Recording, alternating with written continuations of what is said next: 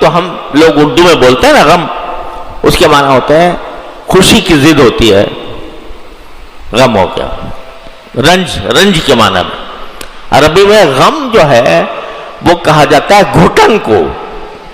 ایسی گھٹن کہ جس میں آدمی سانس تو لے رہا ہے لیکن گھٹ گھٹ کر لے رہا ہے۔ تو فنجیناہ من الغم، ہم نے اس کو گھٹن سے نجات عطا فرمائی۔ ان الفاظ کو سن کر ہم نے ان کو نجات عطا فرمائی۔ یہ تو تھا ہی،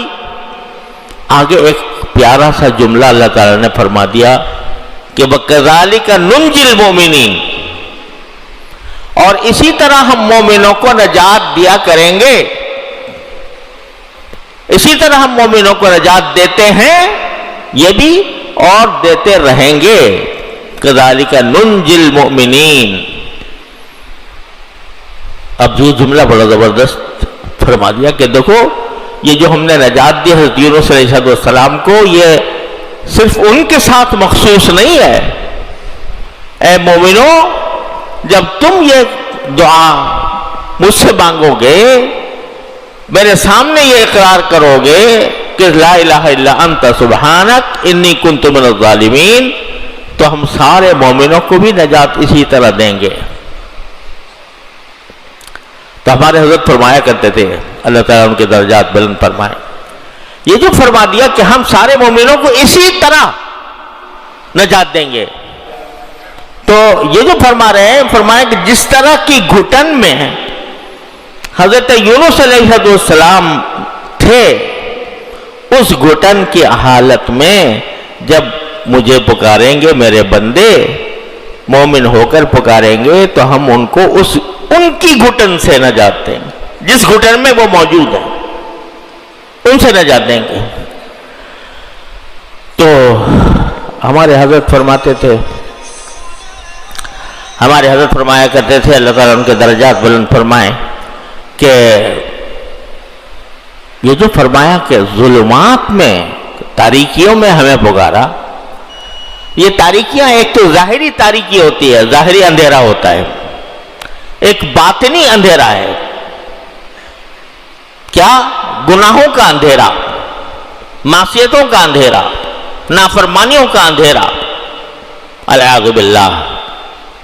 یہ معصیتوں کا اندھیرا ہے۔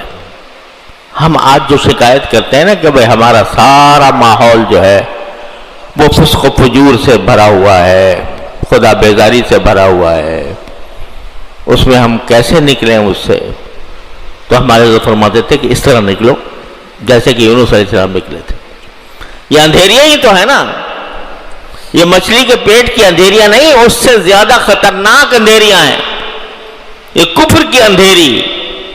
یہ فسق و فجور کی اندھیری، یہ بدعات کی اندھیری، یہ مچھلی کے پیٹ کی اندھیریوں سے زیادہ خطرناک۔ تو یہاں باری تعالیٰ فرما رہے ہیں کذالک ننجی المؤمنین، تم بھی کہو کہ لا الہ الا انت سبحانک انی کنت من الظالمین، میں ان اندھیریوں میں گھرا ہوا ہوں، ماحول کے اندھیریوں میں میں گھرا ہوا ہوں، وانت وانی کنت من الظالمین۔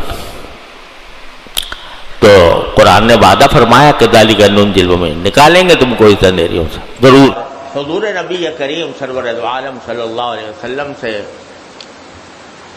ثابت ہے کہ آپ جب تہجد کے لیے اٹھتے تھے تو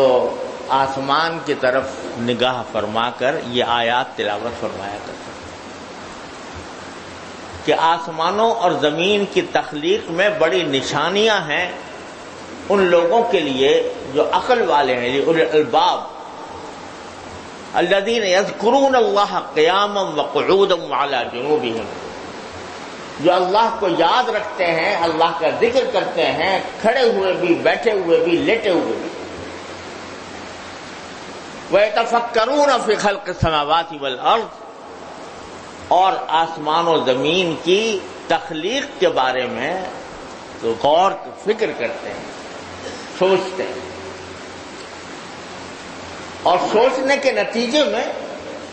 بے ساختہ گویا ان کی زبان پر یہ بات آتی ہے کہ ربنا ما خلقت ھذا باطلا، تو یہاں در حقیقت ترغیب دی گئی ہے اور ان لوگوں کو عقل والا قرار دیا گیا ہے جن میں یہ دو صفتیں ہوں.